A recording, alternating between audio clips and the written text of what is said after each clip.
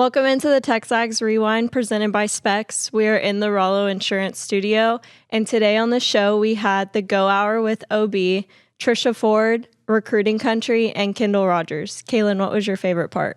My favorite part was Trisha Ford because being first in the country, like, come on, that's awesome. So what was your favorite part? I was going to say the same thing, but I'm going to go with Recruiting Country. And this is the Rewind. Check it. He is comparing Shedeur Sanders, did I say that right? Shedeur Sanders to Johnny Manziel in regards to the draft. Okay. He says Shedeur is the most interesting draft prospect since Johnny Manziel. Yes, I'm going to go back that far in which this guy could go as high as number 2 overall or slip to the end of the first round or early second. I don't remember a draft where a player that's not blue chip first guy is the one we're talking about every single day. Interesting comparison. Yeah, and I think he's probably accurate. What the difference is, I think they're wondering more about just how good Shedeur really is. And I think the question, because I don't think he has character issues. And that's what everybody was worried about Johnny Manziel. How much does he like football? What does he really care? Is he gonna torpedo your franchise? And it turns out all those questions were valid. Yeah, they were. I don't think they think, is Shedeur Sanders going to come in and be such a disruptive force that, we go from bad to worse. But I think there is some question about just how good is he? Do you think Johnny in the right environment could have flourished? No. The right mentor or the right person around him? No, because it was Johnny. Mm-hmm. There's so many people around him trying to help him out. Yep. But I do believe that Johnny Manziel had the talent, the ability to play. Johnny Manziel was probably, he could have been every bit as successful. We can argue about how much successful Kyler Murray has been. Okay. But I think he's better than Baker Mayfield. If he had. But who's had a better career, Baker or Kyler? I think Baker, right? Maybe. I mean, Kyler's still with the team that drafted him. Yeah. One team gave up on him. But Johnny said one of the weirdest things. This this is like a job now. Yeah. Well, yeah, that's why you're getting paid millions of dollars because it's a job. But you're number 1 in the country, okay? I know you want to be number 1 at the end of the season. Yeah. It's just the poll right now. Yeah. But and I said this to track and field just a second ago. It's a reflection of the work you all have done and the direction you're going. Can I at least make a statement, not even a question, and have you respond? Yeah, I mean, yes, you know me all too well. I think obviously exciting, this team has worked really hard. They've worked really hard to be where they're at, and they deserve it, and that's the thing. But now you have to earn it every single week. And, I don't think people are used to us being at the top. And so there's been some comments coming out, and that's okay. I told them, hey, go out, let's this practice this week, really, really focused, and just go out and play our game. Mm-hmm. I want to talk about Sunday a little bit. It was tied going into the 4th. Woolley has a single and Wright walks, and then you just need one swing from KK Demet. Just what have you seen from her growth? Yeah, I mean, I think we forget that she's a freshman. She has just been tremendous. And, the thing is, we were talking post-game, and she said, well, I knew there was runners at first and second. I was thinking that they were going to pound me in, so they were trying to get a ground ball. Obviously, tag third base, go to 1. Because I knew I had to elevate the ball. And, this is all coming from a freshman. And you're just like, that's why she's special. She continues to work. She's just a great kid, very, very humble, and just wants to do well for her team. So I'm really happy for her.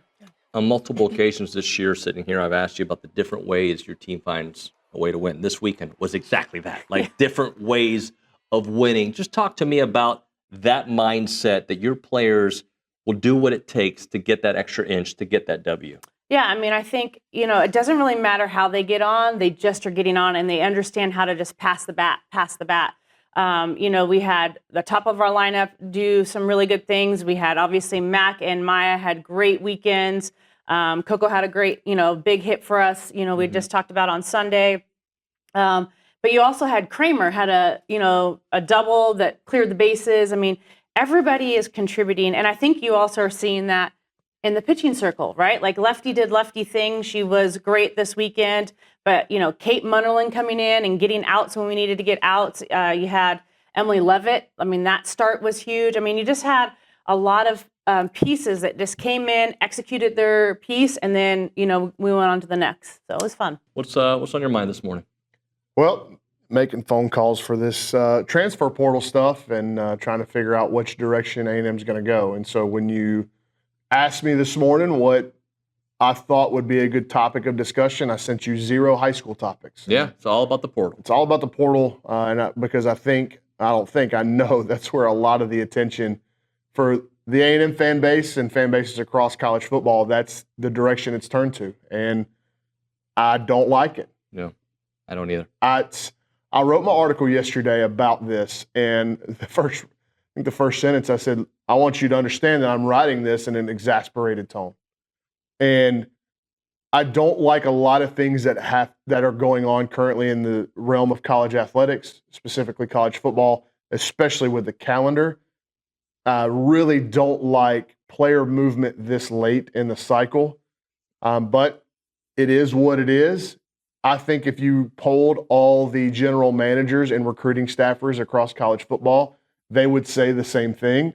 Like, this is stupid, this stinks, but it's here, and if you don't take advantage of it to better your roster, you're selling yourself short, you're selling your program short.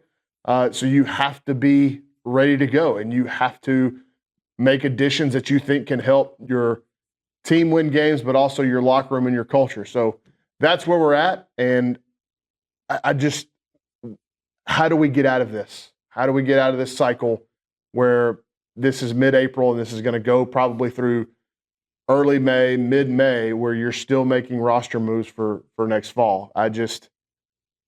It's one of the litany of things that I wish the NCAA had the power or spine to come in and change. And unfortunately, and it looks like it doesn't necessarily going to happen this year, but it could. Might have to cut your roster in July. I know. I mean, none of this makes any sort of sense. And stupid. You have to go back to the beginning where it was all started, whenever it was given to the government. The NCAA sat on their hands and decided that we could see this NIL thing coming a million miles down the road, and we're going to sit on our hands and just let it play out, and hopefully it'll work out for the best. So, yeah, I think they'll make the tournament. I really do. I think they'll sweep Missouri. I do think they're going to win one or potentially two of the remaining other 4 series. And I know people are going to go, wait, Arkansas, Texas, Georgia, LSU, like they're going to win 2 of those. I think they'll win 1. I think they could win 2. I think I like, LSU at home. I think A&M will play well on that. And, Georgia's an interesting team. I do think Georgia can be had. Arkansas, to me, is the toughest team left. I just think Texas, I told somebody this yesterday on our staff group chat. I would not bet on that series to, save my life. I just think that you have no idea what's going to happen that weekend. I do think A&M is scary in that series because they're playing well. And if there was any series this year, even if they were playing bad, that they were definitely not going to play bad in, it's that one. So, who knows what's going to happen in that series. So, yeah, I do think A&M gets to 13 wins. I think they get to 13 wins in conference. They get an NCAA tournament. And I can tell you right now, there's not a team in America that will be looking forward to having those guys in their regional. And what would that mean for Michael Early, for this program, considering where it started, where it felt like it was going, and then to kind of resurrect it somewhat? I think right now, if you're A&M and you make the postseason and you play well in the regional, I think you feel okay about, or I wouldn't even say okay. I think you feel pretty solid about where the program is in terms of its standing. I think if you kind of, barely get to 13 wins, and let's just say you play horrible in Hoover, you play horrible in the postseason, then I think things are a little different maybe. But, that's kind of one of those things, that I kind of worry about when we get there. For now, everything's trending upward, and we'll kind of see what happens starting this weekend in Fayetteville. Make sure to like, comment, and subscribe. Thank you for watching.